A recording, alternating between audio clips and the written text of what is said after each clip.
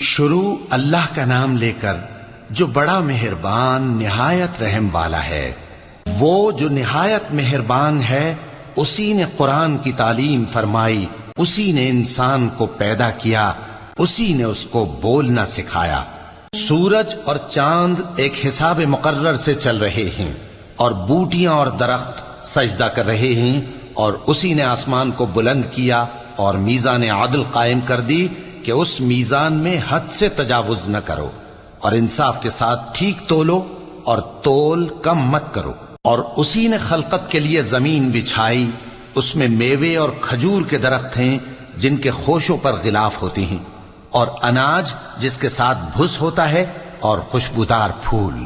تو اے گروہ جن و انس، تم اپنے پروردگار کی کون کون سی نعمت کو جھٹلاؤ گے؟